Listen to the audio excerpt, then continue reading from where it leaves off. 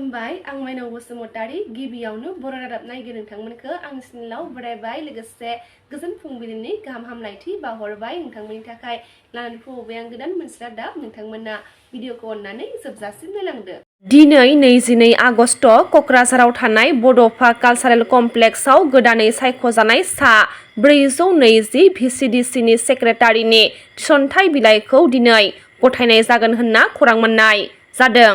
दिनै कयला मयलायाव बिटिआरनि मावफुं सोद्रोमा रनजित बसुमतारिनि दैदेननायाव हेन्स फाउन्डेसनआ देहायारि जेंना सुबुंफोरनो दिनै माखासे मानि बेसेन नाङाजासे डिभाइस राननाय हाबाफारि जागोन होनना खौरां मोननाय जादों। लोगोसे गोबां बेराम आजारखौबो बेसेन नाङाजासे फाहामथाय लाफैनो हागोन होनना मिथिनो मोन्दों।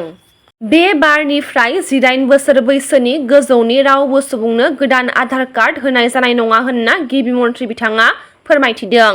बे खान्थिखौ SC ST आरो साहा बागाननि सुबुंफोरनि थाखायल' बोसोरसेनि थाखाय रेहाय होनाय जागोन होनना खौरां मोननाय जादों।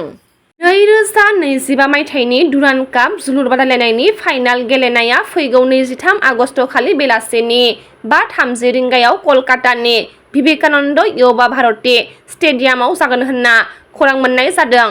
खौरां मोननाय बायदिब्ला नर्थ इस्ट इउनाइटेड FC आरो डायमन्ड हार्बार FC नि गेजेराव डुरान्ड कापनि फाइनाल गेलेनाया जागोन। 23 आगस्ट खालि बेलासिनि 5:30 रिंगायाव कलकातानि विवेकानन्द युवा भारती स्टेडियामाव नुनो मोनगोन डुरान्ड कापनि फाइनाल गेलेनायखौ।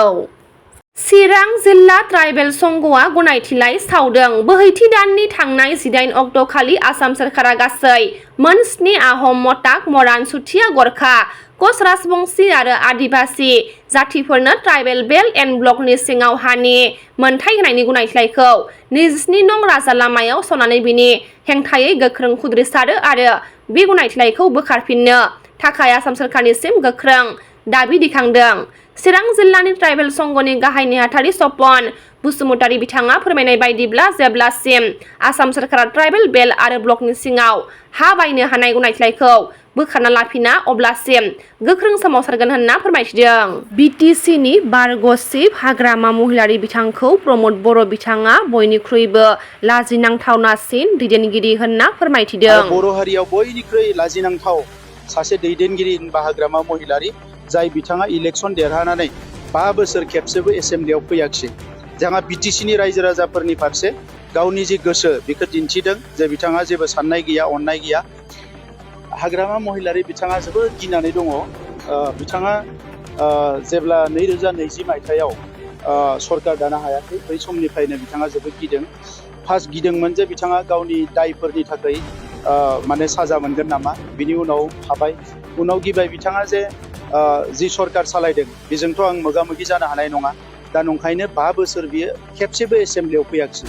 आरो बर' हारियाव बयनिख्रुइ लाजिनांथाव सासे दैदेनगिरि होनबा हाग्रामा महिलारि, जाय बिथाङा इलेक्सन देरहानानै 5 बोसोर खेबसेबो एसेम्ब्लियाव फैयाखिसै। जोंहा BTC-नि रायजो राजाफोरनि फारसे गावनि जि गोसो बेखौ दिन्थिदों जे बिथाङा जेबो साननाय गैया, अननाय गैया। आरो लोगोसे देबारगाव समस्तिनि रायजो राजाफोरनि फारसेबो बिथाङा जे जेबो साननाय गैया, अननाय गैया, बे बाथ्राखौ बिथाङा फोरमान होबाय एसेम्ब्लियाव 5 बोसोर फैयालासिनो थानानै। आरो दायो बिथाङा जेफोर बाथ्राफोरखौ UPPL-नि सायाव बानसावदों एबा सोंखारिदों बेयो मोनसेबो माने थार नङा। गासैबो नंखाय बाथ्राखौ बुंदों आरो नंखाय बाथ्रा बुंनानैनो बिथाङा राजखान्थि खालामनो नागिरो। बेखौ रायजो राजाफ्रा बयबो मिथिगौ। सनितपुर बिश्वनाथआव बिथाङा मिटिं गानो थांदों। जि समाव सरकार दङमोन बिथाङा थाङाखिसै। बेवहाय 1 बिगाबो हा बिथांनि दिनाव फरेस्ट ओनसोलाव होनो हायाखैमोन। दायो हाजार हाजार मानसिफ्रा दिनै हा हुनि जेंनाया जोब्बाय। सनितपुर बिश्वनाथनि गामिफ्रा बड'लेण्डआव हाबनाय नङामोन होनना बुंदोंमोन, दिनै बड'लेण्डआव हाबबाय।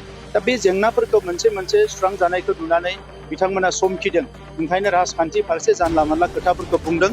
नाथाय बेफोर बाथ्राखौ बुंनानै UPPL-नि फारसे बर' माहारिजों लोगोसे गुबुन गुबुन माहारिनि जि अननाय आरो मोजां मोननाय दायो फैदों बेखौ बिथांमोना मालाबा फिदिंफिननो हानाय नङा।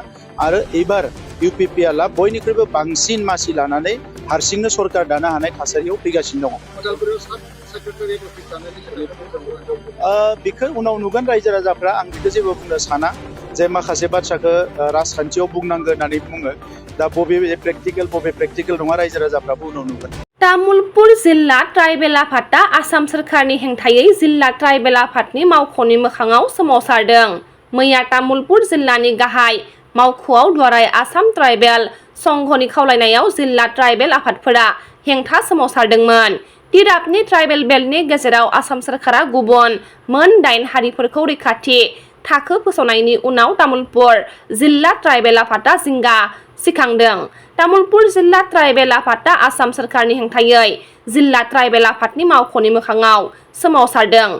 बे सोमावसारनायाव खालि जिल्ला ट्राइबेल आफादनि सोद्रोमाफोरल' नङा, जिल्ला राभा फरायसा आफाद, हाजं फरायसा आफाद आरो तामुलपुर जिल्ला बर' फरायसा आफादनि मावथिफोराबो बाहागो लादों। हाग्रामा महिलारि बिथाङा बबे मुलुगसोलोंसालियाव फरायनानै फैबाय बेखौ आं मिथिया होनना CM प्रमद बर' बिथाङा फोरमायथिदों। बड'लेण्ड मुलुगसोलोंसालियाबो सिगाङाव केम्पाससोमोन, उनावसो फुल फ्लेज मुलुगसोलोंसालि जादों होनना CM प्रमद बर' बिथाङा फोरमायथिदों। उदालगुरिनि UN ब्रह्म पार्क साखाथियाव थानाय ISDEO मावख'आव फोरोंगिरिनि बिजाब बाख्रि आरो सेमिनार हल लुनो अन्थाइ खाम्फा गायसननानै होनायनि उनाव CM प्रमद बर' बिथाङा बेखिनि बाथ्राखौ फोरमायथियो। बाक्सानि बरबारि आइला फिल्डआव दिन्थिजेनदों बे बोसोरनि दिहुनजानाय सानजारां सावथुनखौ। आर'नाइ फिल्म प्रडाक्शननि बेनाराव दिहुनजानाय सानजारां सावथुनखौ गिबि खेबै बाक्सानि बरबारि आइला फिल्डआव दिन्थिफुंबाय।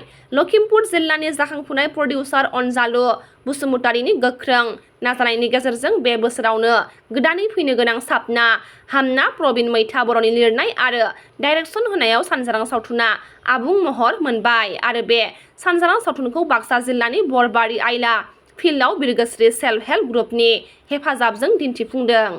मख'नो गोनांदि थारैनो बे सानजारां सावथुनाव दानि लाइमोनफोरनि गेजेराव सोलिफुबाय थानाय ड्राग्स बाहायनाय आरो हारिजों हारि मुगैलायनाय, नासयलायनाय, फोथायलायनाय गैयै आरो ट्रेजेडि, कमेडि, एक्सन आरो रमान्टिकजों बुंफबनाय होनना मिथिनो मोनदों। बेनिखायनो बबेबा ओनसोलाव गोसो गुदुं सावथुन दिन्थिगिरि नोंथांमोना सानजारां सावथुनखौ दिन्थिनोब्ला जानबुं अनजिमा 8753934314 नाम्बारनि गेजेरजों फोनांजाब खालामनो हासिगोन। रादाबा एसेनोसै, गाबोन फिन गोदान रादाब लानानै लोगो मोनगोन।